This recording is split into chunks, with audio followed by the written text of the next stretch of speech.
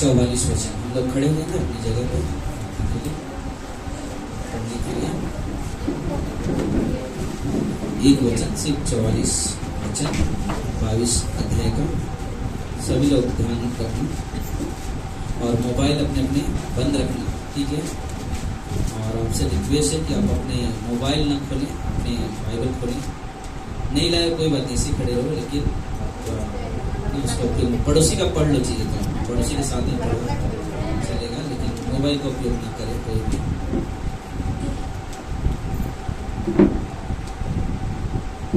मिला सबको? लूका 22:44। वह अत्यंत संकट में व्याकुल होकर और भी हार्दिक वेदना से प्रार्थना करने लगा और उसका पसीना मानो लहू की बड़ी बड़ी बूंदों के समान भूमि पर गिर रहा था। भूमि पर गिर रहा था। आइए हम लोग प्रार्थना करते हैं। मेरे प्रभु, मेरे परमेश्वर, तेरे चरणों के पास आते हैं। हे यीशु राजा, तू प्रार्थना कर रहा है प्रभु जी, और हमें भी परमेश्वर प्रार्थना के योग्य बनाए हैं प्रभु, कि हम भी किसी के लिए प्रार्थना करें। हम सब एक दूसरे के लिए हमेशा प्रार्थना करते हैं प्रभु, तेरे द्वारा प्रभु जी। इसलिए प्रभु जी, सभा की अगुवाई करना, हम सभी से बातें करना प्रभु यीशु के नाम से, आमीन।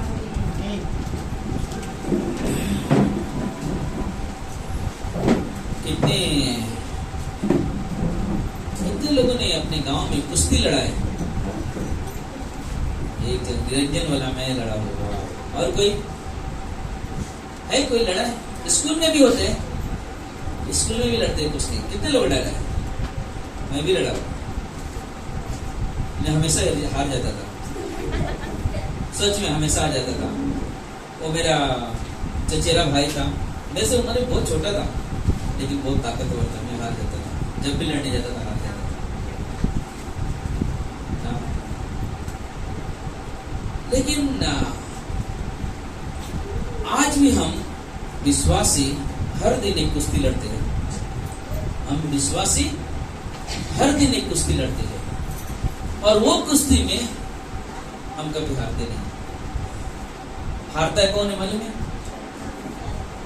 जिसे बाइबल पता नहीं है, जिसे बाइबल से प्यार नहीं है, जिसे परमेश्वर से लगाव नहीं है, जो परमेश्वर को आखिर चीज जानता भी नहीं है। लेकिन जो लोग परमेश्वर को जानते हैं, उसके वचन को जानते हैं, उसकी सामर्थ को जानते हैं, उसके पवित्र आत्मा के अभिषेक को जानते हैं, और इसलिए वो कभी हारते नहीं है। और हम विश्वासी हर दिन वो काम करते हैं, हर दिन लड़ते हैं, एक दिन भी गैप नहीं होता। अगर आप सचमुच व्यक्तिगत प्रार्थना का जीवन जीते हो तो आप हर दिन कुश्ती लड़ते हो। हालेलुया, हर दिन कुश्ती लड़ रहे हो। लेकिन उस समय आपको मालूम होना चाहिए कि मैं कुश्ती लड़ किससे रहा, कुश्ती लड़ किससे रहा। आज संसार में कुश्ती एक विश्वासी कई तरह से लड़ने की कोशिश करता है और हारता है, और कई विश्वासी जीतते भी हैं। हारने का मतलब क्या है? कि मैं हार इसलिए जाता हूं कि मैं उस कुश्ती का दाव नहीं जाता हूं। कुश्ती इसलिए हार जाता हूं कि उसमें मुझे दाव नहीं मालूम है, नहीं कैसे लड़ा जाता है कुश्ती, किस तरह से पकड़ा जाता है मुझे मालूम नहीं है, इसलिए मैं हार जाता हूं। उदाहरण के लिए, जब आपके पास समस्याएं आती है और आप परमेश्वर में विश्वास करते हैं, लेकिन उस समस्याओं से लड़ने के लिए अगर आपको मालूम नहीं है कि हम इस समस्या से लड़ेंगे कैसे और इस समस्या पर जीत कैसे हासिल पाएंगे, तब तक आप हमेशा हारते ही जाओगे। लेकिन अगर आपको मालूम है कि समस्या का हल कैसे निकलेगा, तो आप लड़ोगे और आप जीत भी जाओगे। यीशु मसीह युद्ध की तैयारी कर रहा है, उसे कुश्ती लड़ना है। लेकिन कुश्ती लड़ने के लिए यीशु मसीह क्या क्या एक बाग में गया। अक्सर आप देखोगे लोग कहाँ जाते हैं कुश्ती लड़ने के लिए? एक खेत में ऐसा जगह होता है, मिट्टी को बहुत तोड़ा जाता है ना, एकदम बारीक, ताकि कोई पत्थर ना हो, ये भी देखा जाता है, पत्थर ना हो, कोई चुभ ना जाए पत्थर। तो सब कुछ छाटने के बाद उस मैदान को उसने मट्टी बना, तो वहां पे लोग क्या करते, कुश्ती लड़ते। यीशु मसीह ने एक अलग जगह चुना कुश्ती के लिए। यीशु मसीह गethsemane के बाग को चुना। वहां पे चारों तरफ झाड़ लगे हुए हैं और वहां पे बड़ा सा पत्थर पड़ा हुआ है और यीशु मसीह वहां पे कुश्ती की शुरुआत करता है। यीशु मसीह कुश्ती की शुरुआत करता है और उस कुश्ती की शुरुआत के समय मालूम होता क्या है? 1 नहीं, 2 नहीं, 3 नहीं, 4 नहीं, शैतान की पूरी सेना आके उसके ऊपर दबाव डाल रही है। पूरी सेना आके उसके ऊपर क्या कर रही है? दबाव डाल रही है। सारी सेना एकदम अपनी ताकत लगा रही है और यीशु मसीह मजबूती से वहां पे खड़ा है। दर्द हो रहा है उसे, यहाँ पे लिखा हुआ है, बहुत ही वेदना के साथ प्रार्थना कर रहा है, टूटे हुए मन से प्रार्थना करता। मेरी उसके जो जीवन देखोगे, मैं ऐसा लगता है वो क्षण का आखिरी पल है उसके, और उस समय उस युद्ध में वो बना हुआ है। लेकिन उससे मालूम एक चीज क्या कर रहे हो, उस युद्ध में बना हुआ है, यानी कि वो प्रार्थना में बना हुआ है। परमेश्वर के साथ जो संबंध उसको बरकरार रखा हुआ है। शैतान की सेना उसे दबाव कर डाले जा रही है, लेकिन पिता ने वहां से एक दूत भेजता है उसके पास और उसके लिए सामर्थ्य आया होता है। लेकिन मालूम है उसको आने से पहले, दूत आने से पहले क्या होता है? यीशु मसीह का लहू, पसीना लहू के समान, बड़े बड़े बूंदों के समान उस पत्थर पे गिरते थे। इतने दबाव, इतने प्रेशर होते थे। जब हम लोग तेल से प्रार्थना करते हैं, आप ध्यान में सुनो, तेल में सामर्थ्य नहीं है, हमेशा याद रखना। बहुत सारे लोग तेल को दिया, इसमें सामर्थ्य नहीं है। ये परमेश्वर की दिव्य आज्ञा है। कोई अगर बीमार है उसके लिए तेल लगा, यीशु के नाम से, प्रभु के नाम से क्या किया जाए? प्रार्थना की जाए। तेल में सामर्थ्य कब होगा? जब आपके अंदर वो विश्वास होगा, अगर मैं इस तेल से प्रभु के नाम से लगाऊंगा तो बीमारी क्या हो जाएगी? जिस तरह यीशु मसीह उस गethsemane के बाग में इतना युद्ध लड़ रहे थे, मालूम है ये जो तेल है मेरे पास, इस तेल पेरा जाता है। मालूम मसीह में कोई भी तेल ऐसे नहीं निकल जाता है ना, कि हमने हाथ से दबाया तेल निकल गया। मशीन में उसको डाल के ना दबाया जाता है, चलता फिर वास्ते निकलता है। मालूम है सामर्थ कब निकलती है? जब हम एक मन होकर इस युद्ध में भागी होते हैं। हम जब उस परमेश्वर पे स्थिर होकर खड़े रहते हैं, और उस समय मालूम है आपका वो दर्द, आपकी वो प्रार्थना सामर्थ बन जाती है और शैतान आ जाता है और आप जीत जाते हैं।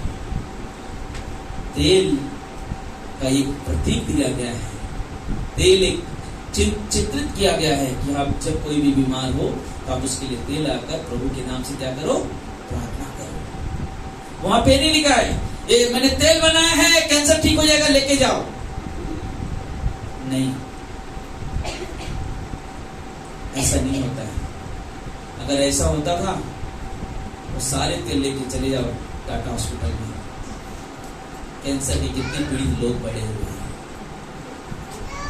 हालांकि यीशु मसीह के पास जब थे इस धरती पे, उनके पास सामर्थ्य चंगाई के, लेकिन हर दुखियारी के पास जाते थे, हर दुखियारी के पास जाते थे, हर एक लोगों का ध्यान रखते थे और उनके पास जाकर उनके ऊपर हाथ रखकर प्रार्थना करते थे। लोग चंगाई पाते थे, छुटकारा पाते थे।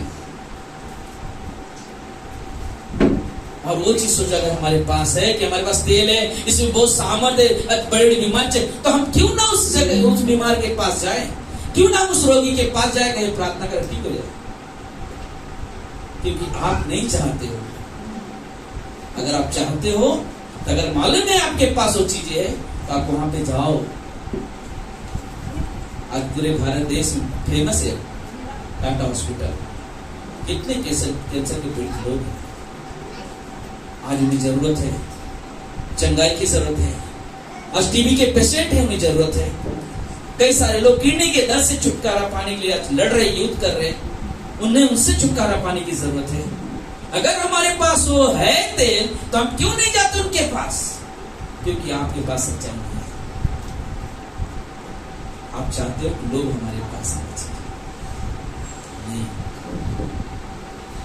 यीशु मसीह लोगों के पास आता था, यीशु मसीह लोगों के पास जाता था और यीशु मसीह लोगों को चंगाई देते थे। और ये हमारे लिए सबसे अद्भुत और बड़ी बात है कि यीशु मसीह इस प्रार्थना के समय बहुत ही दर्दनाक पीड़ाओं से गुजर रहे हैं। बहुत दर्द हो रहा है उन्हें, इतना प्रेशर, इतना दबाव कि उनका पसीना लहू के बूंदों के समान गिर रहा है, लेकिन वो हार नहीं मान रहे। लड़ते गए और जीत भी हासिल किए। कई बार ऐसा हमने देखा है। मैं अगर यीशु की महिमा इसलिए करता हूँ कि मैं कभी निराश नहीं हुआ प्रार्थना के द्वारा। प्रार्थना की वजह से कभी निराश नहीं हुआ। क्योंकि जब कोई कितना बड़ा भी शैतान अपने आप में कहे कि मैं बहुत बड़ा ताकतवर हूँ, मेरे परमेश्वर के सामने जूते की धूल के समान है। हालेलुया। मेरा परमेश्वर बड़ा है, जिसकी सेवा मैं करता हूँ, जिसकी आराधना करता हूँ, उससे बड़ा शैतान नहीं हो सकता। इसलिए मैं चैलेंज के साथ लड़ता हूँ, चैलेंज के साथ प्रार्थना करता हूँ। मुझे मालूम मेरा परमेश्वर कौन है, मुझे मालूम मेरा परमेश्वर कौन है। वो अपने आप में कितना भी घमंड करे शैतान कि मैं ऐसा कर लूंगा, क्योंकि मुझे विश्वास है, मैंने अपने जीवन में देखा है, मैंने वो चीजें देखा है। मौत के मुंह से छीनने की ताकत है मुझे मेरे परमेश्वर से। मेरा परमेश्वर लोगों को मौत के मुंह से निकाल सकता है। मुझे इतना भरोसा है मेरे परमेश्वर के ऊपर। और मैंने देखा हो शैतान ने बहुत चालाकी से बहुत सारे लोगों के जीवन में काम किया, लेकिन मुझे भरोसा था मेरे परमेश्वर पर। और मैं जीतता हूँ इसलिए क्योंकि मेरा परमेश्वर मेरे साथ है। हालेलुया। इसलिए मैं कभी हारता नहीं, क्योंकि मेरी ताकत मेरे परमेश्वर की पवित्र आत्मा है। मेरी ताकत मेरा परमेश्वर है, जो हर दिन पुकार को सुनता है, हर दिन हमारे साथ रहता है। प्रार्थना करते समय हमारी जोश, हमारी ताकत को बढ़ाता है। आप अगर हार मान रहे हो, एक ही चीज है कि आप परमेश्वर को नहीं जानते हो। आप डर में जी रहे हो, परमेश्वर को नहीं जानते हो। हम मर के भी जीत हासिल करने वाले लोग हैं, क्योंकि मेरे प्राण के ऊपर अगर किसी का अधिकार है तो मेरे परमेश्वर का किसी का अधिकार नहीं है। इसलिए मैं डर भी नहीं जीना है। मेरा परमेश्वर मेरे साथ है। हाँ, मेरा परमेश्वर मेरे साथ है। बोले प्रार्थना जब आप कुश्ती लड़ते हो, इसका मतलब ये नहीं कि हम ना हार मान जाए, लेकिन हमारे पास वो ताकत है, हम इसको हराएंगे।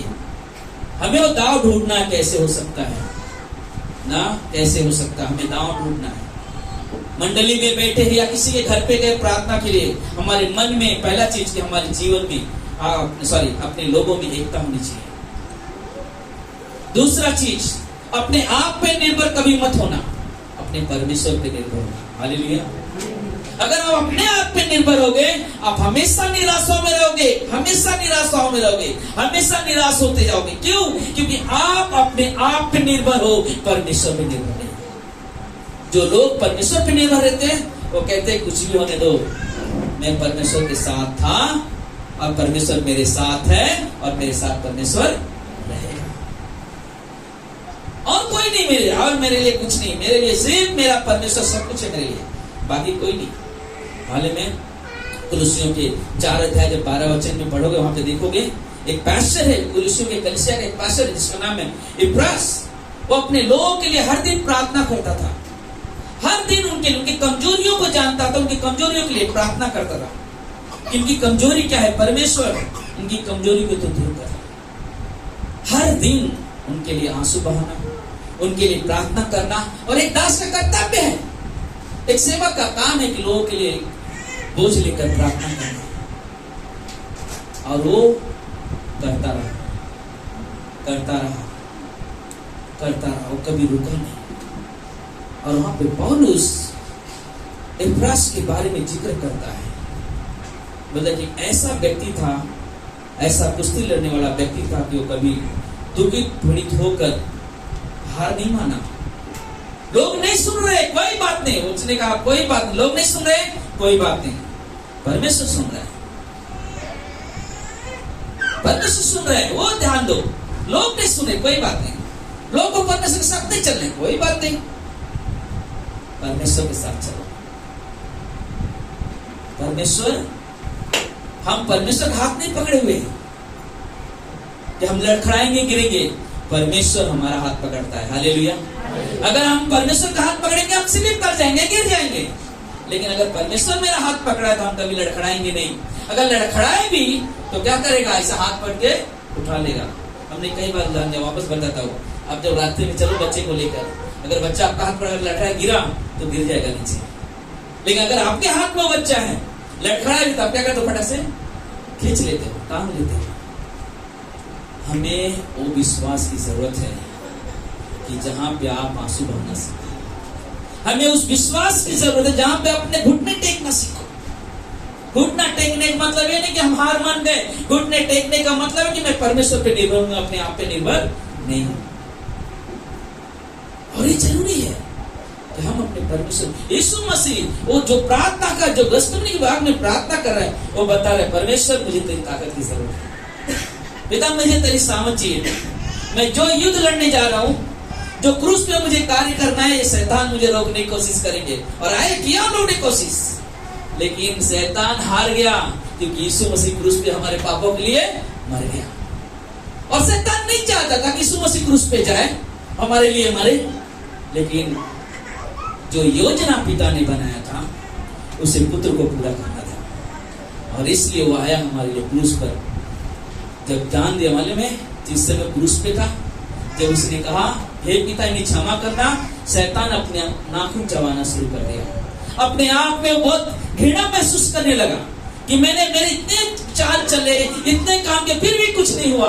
आज भी वह वहां है मालूम, जब हम परमेश्वर की सेवा करते, अब परमेश्वर के साथ करते, लोग चाहेंगे आपको गिराना, लेकिन जब परमेश्वर आपके साथ है आप कभी गिरोगे नहीं, परमेश्वर आपको उठाएगा। हालेलुया।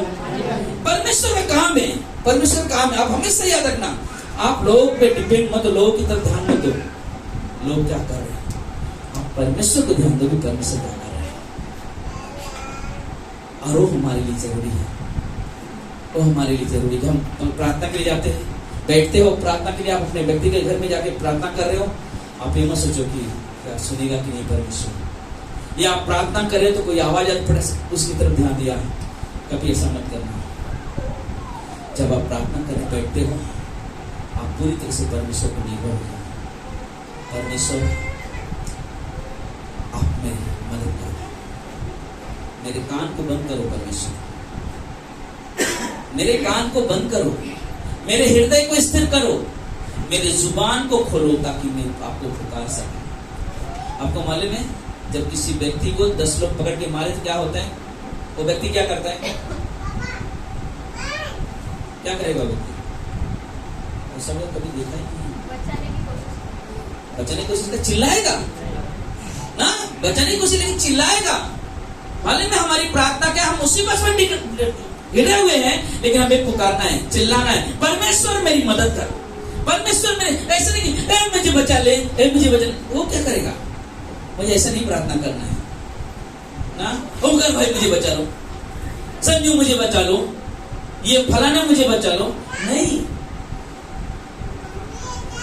वो भी हमारे जैसा तुम्हारे जैसा इंसान है। आपको पुकारना है मुसीबत में, अपने परमेश्वर को पुकारना सीखो, चिल्लाओ, गला खोलो। अब सोचे नहीं, अरे प्रार्थना पड़ोसी वाला क्या कर रहे हैं। रिचर्ड उमरन के बारे में मैंने सुना, वो व्यक्ति मालूम है उसे लोगों ने जहर पिलाया, उसकी याददाश्त चली जाए, लोगों ने उसे जहर पिलाया, उसकी याददाश्त चली जाए, कभी प्रचार करना न जाने, ये कभी परमेश्वर का नाम ना ले सके, लेकिन मालूम है सारी सचमुच सब कुछ भूल गया, लेकिन एक चीज उसके जीवन में याद था, हे पिता मेरी सहायता कर, ये सब से उसको याद था। और उसी शब्द ने उसे क्या मालूम है, वापस उससे जुबान में हर एक बातें लेकर आया, उसके दिमाग में हर एक बातें आ गई जो उसने परमेश्वर के साथ संगति की, हर बात है, क्योंकि ऐसा व्यक्ति रिचर्ड उमरन कि जब उसको काल कोठरी में रखा गया था, काल कोठरी में रखा गया था, उसके बाद इतने सारे लोग आए, हमने सुना कि 500 लोग वो जेल में है, 500 लोग उसके पहले आ रहे हैं, मर जा रहे, चले जा रहे, आ रहे, मर जा रहे। लेकिन मालूम है जब उसे बाहर लाया, पूछा गया तू कैसे जीवित रहा, उसने कहा मेरे परमेश्वर ने वहां रखा है। और जो 500 लोग मरे मालूम है सब मुझे मिलने वाले हैं। बोले कैसे? क्योंकि उन्होंने प्रभु यीशु को स्वीकार किया। प्रभु यीशु को स्वीकार किया इन लोगों ने, वो लोग मुझे स्वर्ग में मिलेंगे। और मुझे परमेश्वर ने इसलिए यहाँ पे कारागार में रखा ताकि मैं उन्हें उद्धार का सुसमाचार सुना सकूं। हम जिस परिस्थिति में हैं, जिस हालात में जहां भी है, हमें एक चीज होना चाहिए, मुझे कहां पे अवसर मिले मैं उनसे कहूँगी मालूम है आपको मेरा यीशु मेरा परमेश्वर कौन है, मैं किस परमेश्वर की आराधना करता हूँ, मालूम है आपको? नहीं मालूम, मैं बताना चाहता हूँ। अवसर को बहुमूल्य समझो, अवसर को बहुमूल्य समझो। कब क्या होगा मालूम नहीं, लेकिन अपने समय को गवाओ मत, अपने समय को गवाओ मत। क्योंकि मालूम है जकरिया के 4:6 कहता है ना शक्ति से ना बल से, कैसे होगा? परमेश्वर की आत्मा के द्वारा। हमारे बल से, हमारे शक्ति से हम कभी लड़ नहीं सकते। उस युद्ध को जीतने के लिए, उस कुश्ती को जीतने के लिए परमेश्वर की पवित्र आत्मा की जरूरत है। और हम सब विश्वास करते हैं, हम सबके पास वो है। लेकिन क्या हम कहते हैं पवित्र आत्मा मुझे तैयार कर इस युद्ध में लड़ने के लिए, मुझसे बातें कर इस युद्ध में लड़ने के लिए? नहीं करते, करना चाहिए। नहीं करते हो तो करना चाहिए। परमेश्वर तू मेरी मदद कर।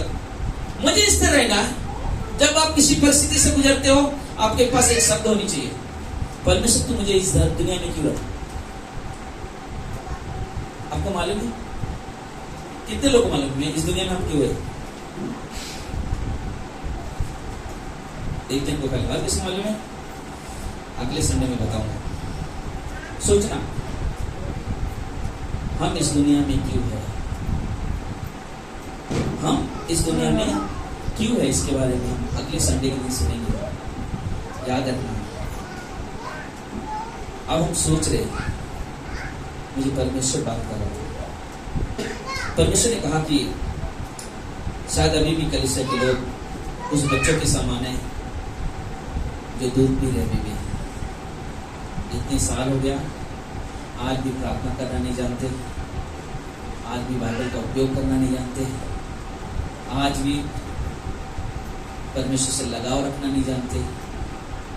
परमेश्वर कहता है कि तिन्हें वापस नहीं डालना शुरू करो। शायद आपको समझ नहीं आ जाए, हमें जरूरत है। मालूम है इसके बिना हमारा जीवन कुछ नहीं हो सकता, नहीं हो सकता।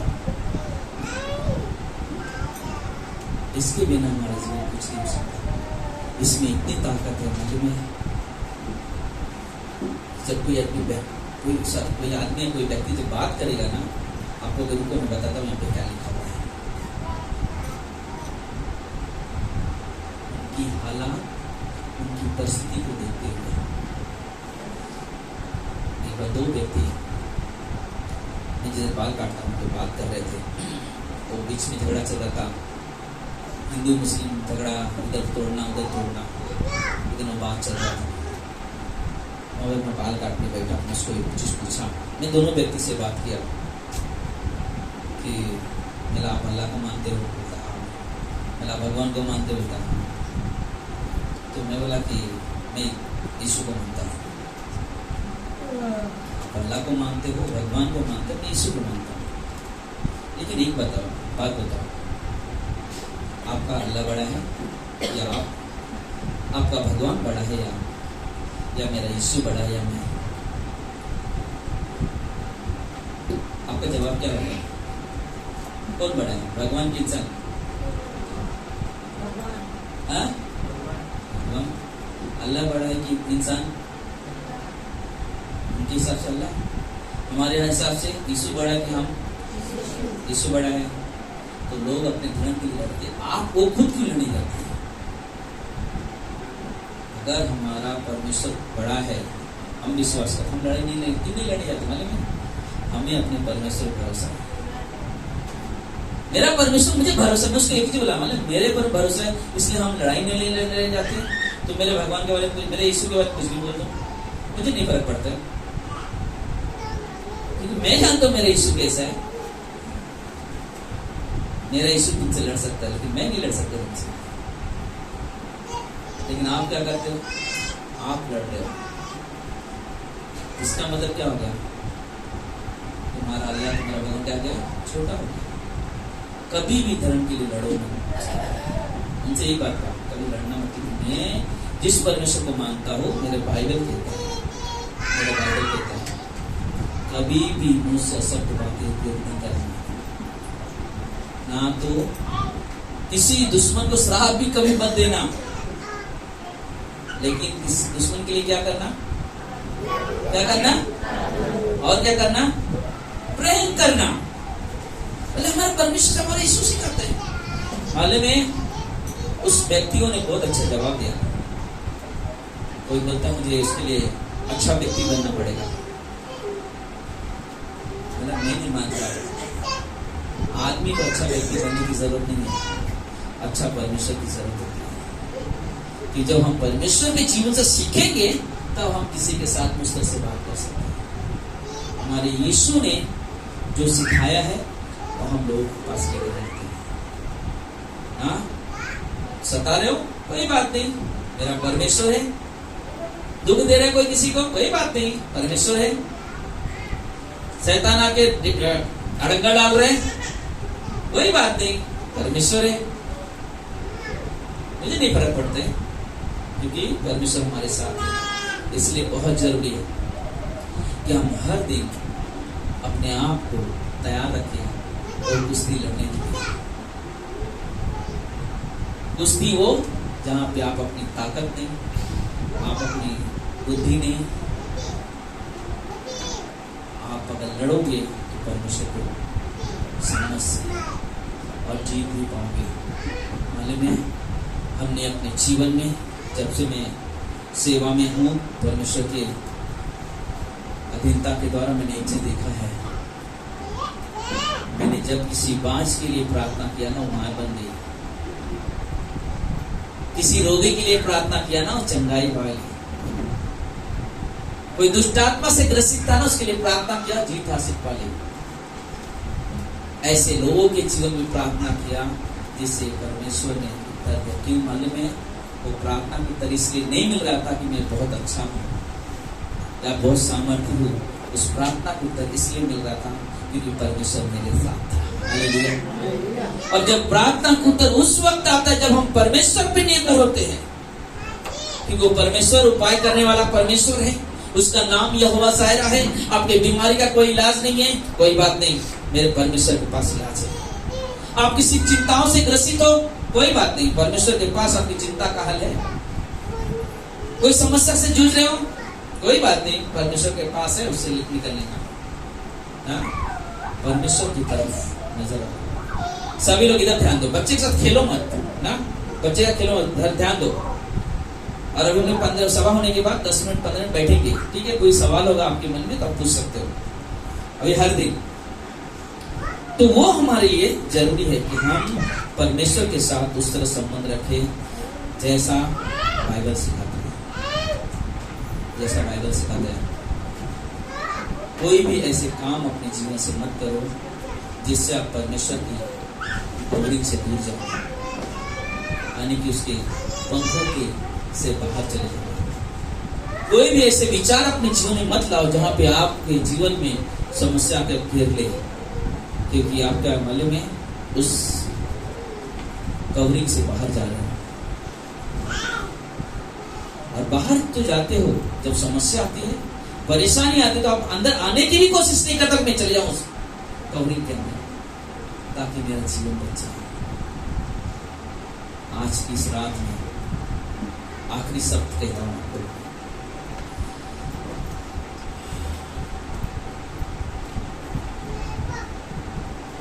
जब आप अपने घरों में जाओगे, अपने परिवार के साथ बैठना सीखो। प्रार्थना के लिए ड्यूटी के जैसा नहीं, प्रार्थना हो रहा तो ऐसा नहीं। प्रार्थना का मतलब होता है कि मैं पूरी तरह से परमेश्वर के पास जाता हूँ, सिर्फ मैं और मेरा परमेश्वर बात करते हैं। परिवार है तो परिवार के साथ जब मैं बैठता हूँ, मैं और मेरा परमेश्वर हूँ। ये नहीं क्या प्रार्थना करो, वाइब्रेशन के आवाज है और किसी का मैसेज आया या वाइब्रेशन पे नहीं है, कॉल नहीं आया, मालूम है वो मैसेज आता है, रिंगटोन बजता कुछ आता है, अरे किसी का मैसेज आया, हमारा ध्यान ज्यादातर वहां पर। ये प्रार्थना नहीं है, ये प्रार्थना नहीं है। प्रार्थना का मतलब है पूरी तरह से पढ़ो। आप जब इस दरवाजे से घुसते हो ना, आपको चाहिए कि फोन तुरंत फोन अपनी स्विच ऑफ करो, मुझे आज परमेश्वर से कुछ सुनना है, मुझे कुछ परमेश्वर से सुनना है। हमारे मन में मन की तैयारी होनी चाहिए, मुझे परमेश्वर से कुछ सुनना है, मुझे परमेश्वर से कुछ बात करना है। परमेश्वर चिंगाई देता है, परमेश्वर समस्या का समाधान है, परमेश्वर के पास सब कुछ का इलाज है। हमारा काम है हम परमेश्वर की ओर अपने ध्यान रखें और कभी भी एक मन होना सीखो। मुझे बहुत अच्छा लगा, शुक्रवार के दिन एक संदेश करा कुछ जी के करते, मुझे बहुत अच्छा लगा वो संदेश। हम लोग मैं मेरी पत्नी हम लोग रास्ते में बात करते हुए रहे उस संदेश के बड़वाहट हमारी प्रार्थना को पढ़नी है, परमेश्वर से दूर लेके जाते हैं, हमें मेल मिलाप रखते हुए परमेश्वर के पास आना है ताकि हमारी प्रार्थना सुनी जाए। हम बैठे घर में, शरीर से हम एक है लेकिन मन में हमारे अंदर दूरियां कर रहे हैं।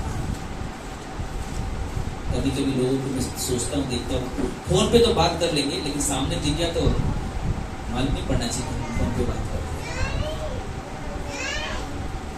सच में कभी कभी लोग ऐसे भी जीते हैं, एक इमेज कर रहा है,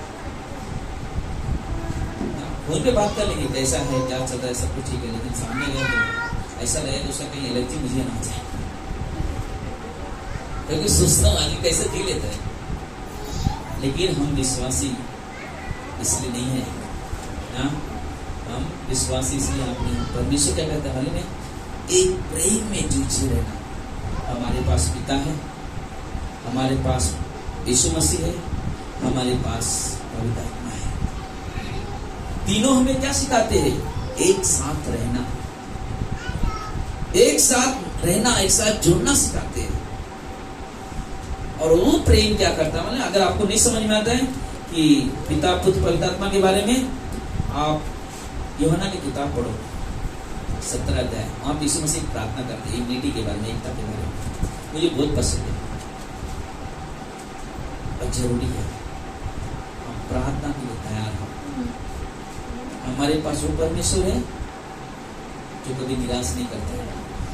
क्योंकि लोग सोचते हैं प्रार्थना नहीं सुना तो हम निराश हो गए। मैं नहीं मानता इस चीज के बारे में। प्रार्थना नहीं सुना तो निराशा की बात नहीं है। प्रार्थना नहीं सुनने का मतलब परमेश्वर आपको कुछ और करना चाहता है आपके जीवन में। प्रार्थना को उत्तर नहीं मिला इसका मतलब नहीं कि आप अरे परमेश्वर से कुछ फायदा नहीं। परमेश्वर आपके धीरज को भी देखता है कि आपका धीरज कितना बड़ा है मेरे साथ। परमेश्वर कहता कि ये इस योग्य नहीं है कि मैं चीज दो उससे, इसलिए प्रार्थना का उत्तर नहीं मिलता है। तो हम परमेश्वर को ब्लेम नहीं कर सकते, हम परमेश्वर के ऊपर उंगली नहीं उठा सकते। परमेश्वर वही चीज मुझे देता है जो मेरे लिए भला है। कितने लोग अपने बच्चे को बंदूक खरीद के देंगे? रियल में है कोई खरीद के देगा? लेकिन आपका बेटा प्रार्थना कर रहा है मुझे बंदूक ही चाहिए, क्या कर रहे हैं? आपको रिक्वेस्ट कर रहे हैं, दोगे आप? नहीं दोगे। बच्चे को क्या लगा रहे मैं कितना रिक्वेस्ट के दिया नहीं। हमारा परमेश्वर भी वैसे है। जब वो मेरे भले की चीज है नहीं जो मैं मांग रहा हूं तो मैंने परमेश्वर क्यों देगा मुझे? परमेश्वर वो चीज देगा उस समय जो आपकी जरूरत है। अब चिड़िया को देखो, कभी खेती किया क्या चिड़िया ने? कोई गोडाउन है उसके लिए? लेकिन परमेश्वर ने चाहे अनाज का समय हो या ना हो, चिड़िया हर समय पेट भर के खाती है। हालेलुया। और बाइबल कहता है कि तुम्हारा इनमें यानी तुम्हारी जो कीमत है उन चिड़ियाओं से बढ़कर है। जब चिड़िया को मैं खिला सकता हूँ बिना खेते, तो तुम तो मेरी आराधना के पात्र हो। मैं तुम्हें क्यों नहीं खिलाऊंगा? मैं तुम्हारी जरूरत को पूरा करूंगा, लेकिन तुम्हारी सोच कुश्ती वाली होनी चाहिए ना, कुश्ती वाली होनी चाहिए। ये जॉन वेस्ली बोलते हैं कि जिद करो प्रार्थना में। अगर आपको मालूम है सही चीजें मुझे चाहिए, मिलना चाहिए, सही चीजें ये, तो बोलते जिद करो, मांगते रहो, चिल्लाओ, परमेश्वर मुझे चाहिए, मुझे जरूरत है, मुझे ये चीज चाहिए और जरूर मिलेगा। मैं कहता अगर आपको मालूम है चीजें मेरे भले के लिए है तो, लेकिन आपके लिए भले के लिए, परमेश्वर पता है भले के लिए तरह नहीं है। सोचो आप बोलो कि इतना धन की जरूरत है, परमेश्वर कल दे दूंगा तो कल आना भी बंद कर देगा। तो परमेश्वर नहीं, रुक अभी, मुझे मालूम है तेरे मन की बात जरूरी है, फोन बंद कर दूं, जरूरी है हमारे लिए इस चीज को समझना, जानना। हम प्रार्थना कर क्या रहे? प्रार्थना कर क्या परमेश्वर पे विश्वास है मुझे? क्या परमेश्वर पे निर्भर हूं मैं कि परमेश्वर मेरी प्रार्थना सुनेगा या सुनता है? मैं स्थिर खड़े रहूं। परमेश्वर इस जगह पे तूने रखा है, तू जो भी मेरे साथ बर्ताव करेगा तैयार हो। अगर तू जो, क्योंकि बाइबल क्या कहता है रोमियो के 8 अध्याय में 8:28 क्या कहता मालूम है? कितने लोग मालूम है? जो लोग प्रभु से प्रेम करते हैं उनके लिए सब बातें मिलकर क्या करती है? भलाई को। हमें स्थिर खड़ा रहना है। परमेश्वर मैं तुझसे प्रेम करता हूँ, तू मुझसे प्रेम करता है, इसलिए मैं तुझसे प्रेम करता हूँ। अब जो भी तू मेरे लिए करेगा, किस लिए करेगा? मेरी भलाई के लिए करेगा। स्थिर रहो। कोई बीमारी आ गई, कोई बात नहीं, परमेश्वर है। कोई समस्या आ गई, कोई बात नहीं, परमेश्वर है।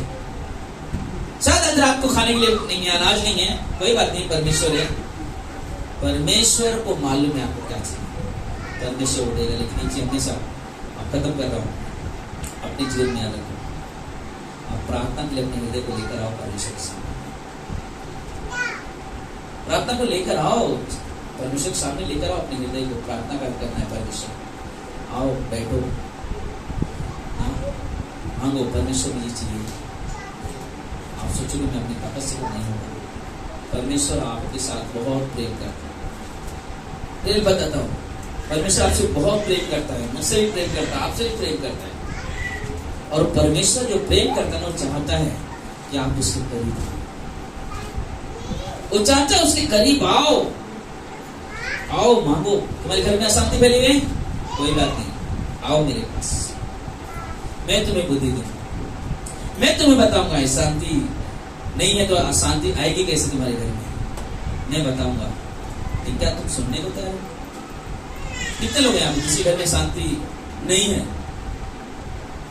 एक दिन है, सच में उसमें सोचने की बात नहीं है।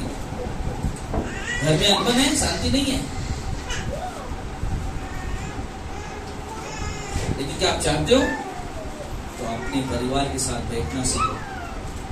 अगर आप विश्वास करते हो मेरे घर में आओ, मैं आपको राह दिखा सकता हूँ।